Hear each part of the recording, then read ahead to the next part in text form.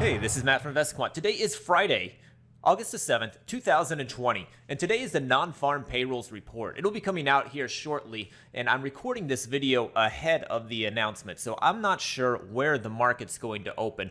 But what I want to do this morning is just look at what has happened historically on the non-farm payrolls report day when in a bullish environment. So let me set this up. We'll be looking at all four instruments this morning. The setup is going to be entering long at the open of regular trading hours, which is 9:30 a.m. Eastern Time.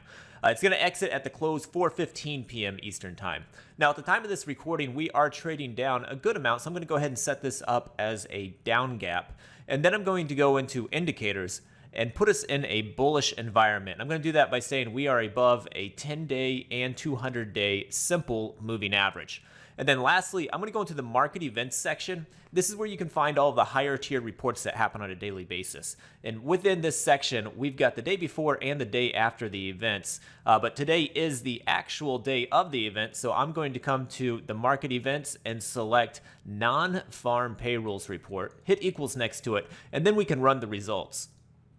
And here are the results of going long when gapping down on the non-farm payrolls report. The indicators I'm using is above a 10 and above a 200-day moving average to keep it in a bullish environment like we're currently in.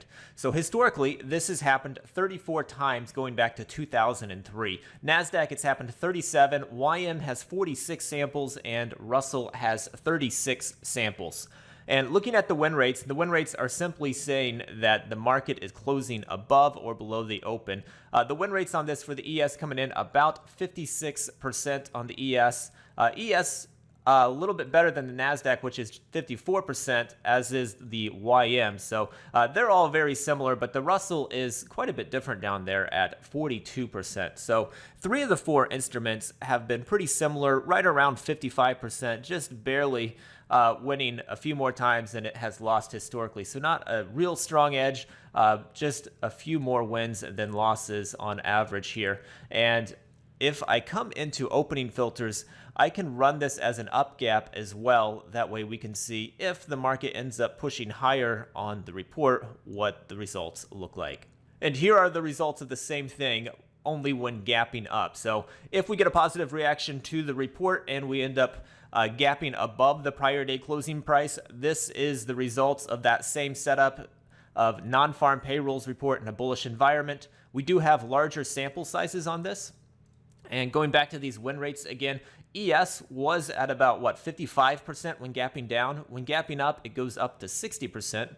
NASDAQ dropped to 51%, so very neutral, as did YM.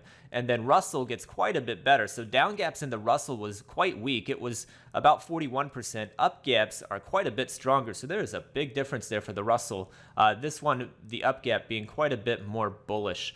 And with the NASDAQ and YM, let's see, they are both very neutral here. But just looking at these equity curves, this orange one here is the NASDAQ that I've got highlighted. You can see that one's been pretty bullish since about, 2015 is around where the bottom is here, and it has been up since. This is the ES curve. It has been fairly bullish recently. YM has never really been bullish. You can see that one's just kind of gone sideways and drifting a little bit lower since the beginning. There's Russell, a little bit of peak in the past handful of years, but looks like past few years has been a little bit stronger for this. So I don't know which way we're going to be opening, but this should give you a little bit of information to digest for today's session. Hopefully you found that interesting, and we will see you next time.